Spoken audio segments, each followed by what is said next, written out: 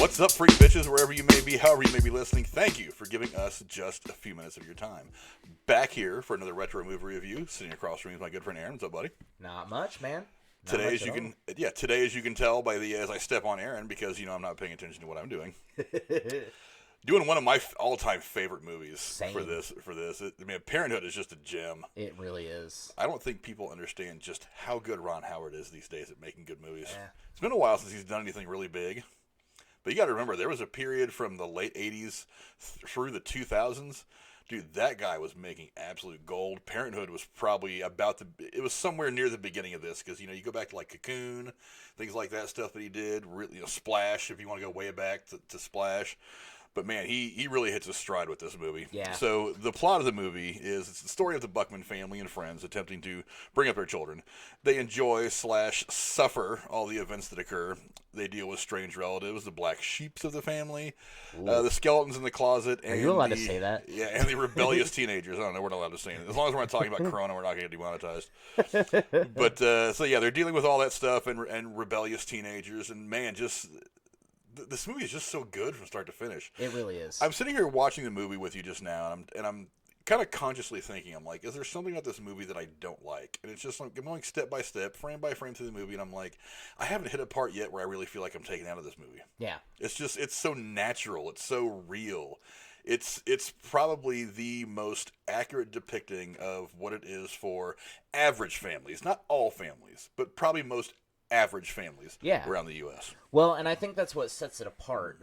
This movie is billed as a comedy, obviously. It has a lot of hilarious parts to it, which we'll get to one of the most iconic scenes from this movie in a moment. But I think what sets this movie apart from other comedies is that you have all these actors that are known for you have at least a couple actors that are known for their comedic roles, but they don't bring shtick with them. It's not like you go back and you look at like a Belushi film from the same time period, or God, I can't think of what his name is. The guy from SNL, The Bears, and I'm gonna look like an asshole for what is his name? Because it's just George Wendt.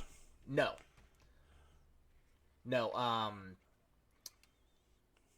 Tommy Boy. Oh, Chris Farley. Chris Farley. Oh, you said Cheers. No, I said The Bears? The Bears from Yeah, SNL, that was not Chris Farley. That was George SNL. Wendt, but keep going. Anyways, you look back on movies like that with Chris Farley or Adam Sandler from the same time period. Those comedians, they had a specific shtick that they brought with to all their movies. Chris Farley would just go on a tantrum and scream and break shit. Adam Sandler did whatever the fuck Adam Sandler did, act like an asshole. Irrelevant. None of Steve Martin and Rick Moranis didn't come in with any shtick that they used from all their other movies, other than the fact that Rick Moranis' character is a super smart jackass in this movie like he is and everything else. They didn't come in with any slaps. Well, he's the subtle, cynical jackass. Exactly. Which is why I relate to him so much, because that's how I've gotten because I am now at the age where Steve Martin was when he filmed this movie. Right. And I get that cynical jackass, or it's like, I sometimes feel the way he was feeling about life in this movie, you know, 30 years ago when this movie was filmed. But that's what makes it relatable, is there's no shtick. It's all just them being parents in this movie, and it makes it relatable because there's not that moment where he just gets in a tantrum and breaks his suit because he's too fat or whatever. It's real life shit happening to people on the screen, and it's like the kind of thing where you're a parent, I'm a parent, growing up, like raising our kids, and our kid does something fucking completely stupid, and you're like, wow, I can't believe you just did that. And then like a year later, or even like a couple days later, you're laughing about it with other people. That's what this movie is. It's those moments where in the moment you're like, God, I really fucking hate you. And then I'm really glad that this is a moment that I get to keep for the rest of my life. And that's why I think this movie still holds up today and will continue to hold up 20, 40, 80 years from now, people will be able to watch this movie and go, wow, I relate to this. There were so many different levels to this that made it all kind of work. It's like you have Jason Robards and his wife, the older couple, right, dealing with the stuff. You have his son, Steve Martin's character, Gil, dealing with all his stuff, his middle age and all that stuff. You have his younger brother dealing with this, being kind of the black sheep, the screw up, trying to find his own way in the world and just do whatever. You have all the other ancillary stuff, like Dianne Wiest and her daughter being rebellious and her son discovering his manhood. And you know, there's so much stuff going on around. It's like that as I'm sitting there watching, I'm like, this feels so me. This feels like what I feel like I'm going through in life on a daily basis, because, you know, I have all this, dealing with my kids, dealing with work, dealing with whatever. This movie ages a lot better than I think it does. I noticed as we were watching it, something that hit me is like, we just sat and did this review for Heat, and I remember telling you that Heat is starting to look like it's aging. Yeah. It looks dated. Yeah. This movie, I'm sitting here watching it, and I'm thinking to myself, this is a movie that looks like it could have came out a year and a half ago. Yeah, exactly. It still looks modern. It feels modern. It feels a couple like exceptions. This is the world that we live in. A few things. Remember, like at the very beginning of the movie, like you can't all that swag from the fucking baseball game. I think you mentioned that would cost about $700. Yeah, I remember that's saying breaking the fucking bank. Probably right drop there. about 3 months' salary just going to a baseball game and buying seat cushions and pennants and little foam fingers and all that. But yeah, I mean, I'm sitting there watching this movie, and I'm like, wow, this movie feels like something that could have come out in the last couple of years. It's still horribly relevant. Yes. It's one of those issues that as you grow up and as you're into your adulthood and doing all this, it's so fitting. You see it so much differently. I liked this movie when I was 20, before I had kids, before I knew anything other than just go to work, get paid, and, you know, buy some beer and chase women. I liked this movie when I was like 7 years old. Yeah, because you know, it's true. And I think you see this movie even as a teenager. You relate to the teenagers. Yeah. So you get the movie, you know, regardless in a certain of way. What and group you're in. And then you grow up and you're an adult and you watch this movie and you're like, oh, now all of a sudden I don't just see it from their perspective. I kind of get what Gil's going through. Yeah. And it's like, I wonder, when I'm 60 years old watching this movie, am I going to relate a little bit more to Jason Robards' character, a little more clearly than I already do? And it's like, wow, this is just one of those movies that just carries. Yeah. It really does. But one of the reasons it carries to me is the cast. And we were talking, absolutely. You know, we talked in the last video about sometimes you just get a cast together and they're magic. I was sitting there watching this and I was like, damn, you've got, I can't even begin to list the number of people that are in this movie that are just absolutely fine. I think I read something, this movie had, I think, 8 Oscar nominees and 2 Oscar winners. I don't know about the winners, but I can definitely see there being 8 Oscar nominees and 2 Oscar winners at the time that the movie was made. Yeah.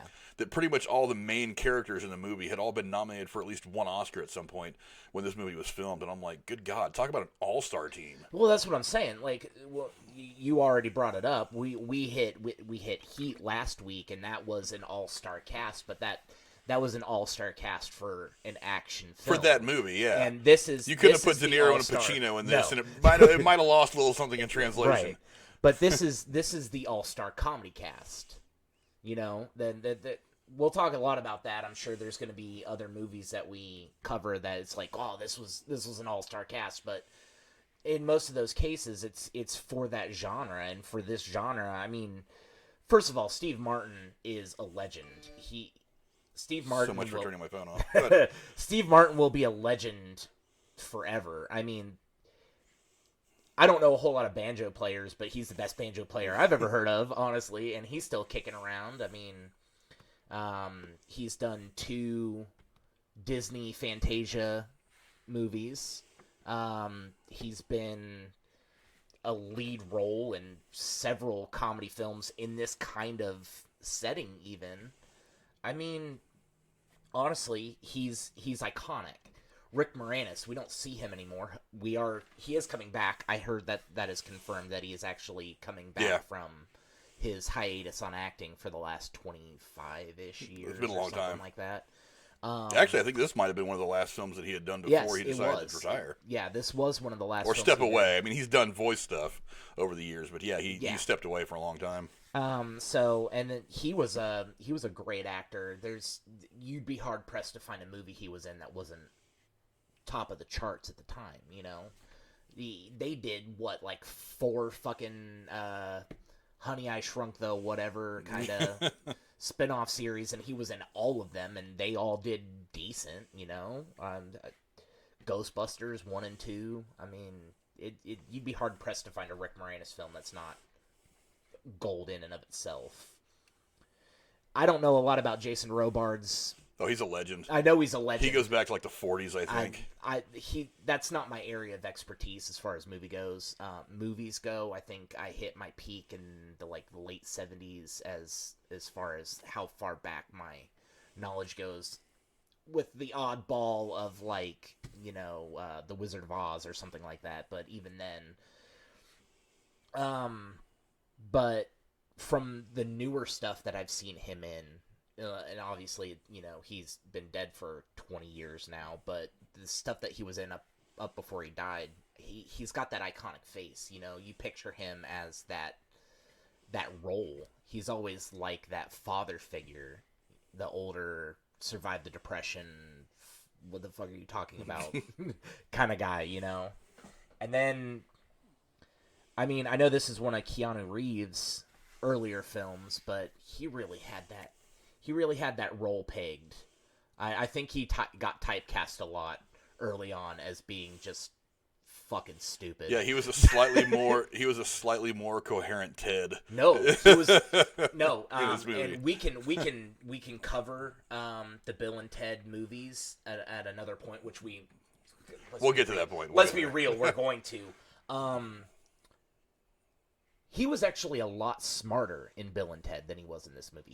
He was downright stupid in this movie. Bill and Ted was too smart for its time, and like I said, I'll cover that in another thing. But he played being an idiot in this movie to a whole nother level, and it worked for him. It really did. Well, he played being kind of the average 19, 20-year-old dummy. Yeah. I mean, if you follow his character, I mean, he had not the best home life, whatever. That's how a lot of kids grew up back then.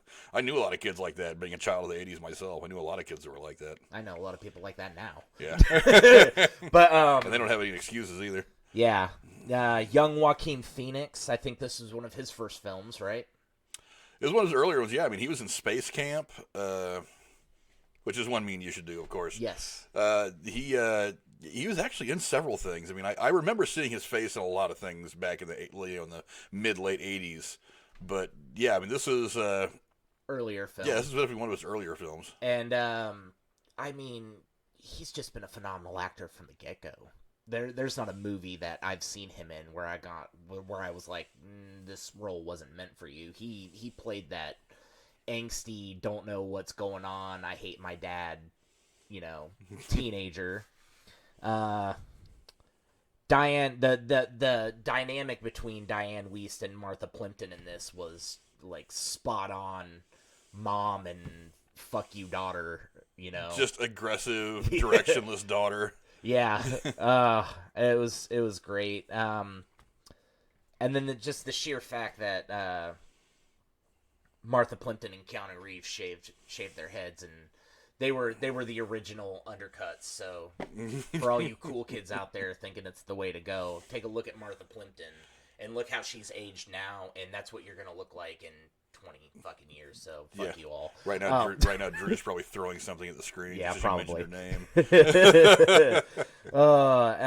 But the one thing that I look at with this, with the exception of Joaquin Phoenix, honestly, because obviously he's aged, he was a fucking child back then. Most of these people still look really good for how old they are now compared. This movie came out, what? 89 is when it came out. It came out so it is August of 89. 31 fucking years ago. 31 years ago, and these people could probably reshoot this movie today. And, well, with the exception of, Jason Robards, who would be a skeleton, everybody would look about the same. And Joaquin Phoenix, because, he's an adult now instead of being a child. But, I mean, just how well these actors have aged themselves. I think this would be one of the movies that I could see them doing not a reboot, but maybe like a sequel.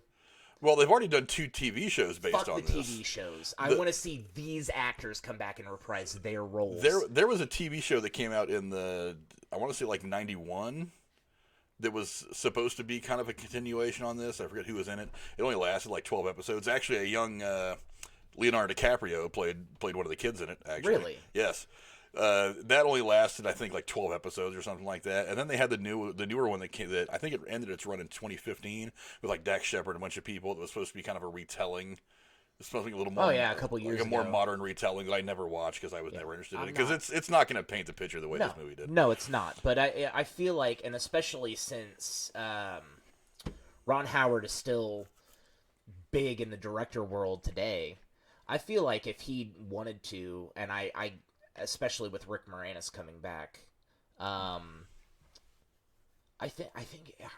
personally feel like it'd be awesome to see this cast come back together and do 30 years down the road. I mean, with as well as this particular movie held up, I kind of want to see where these characters are today. I mean, I can already picture where they are today because how well this movie was put together.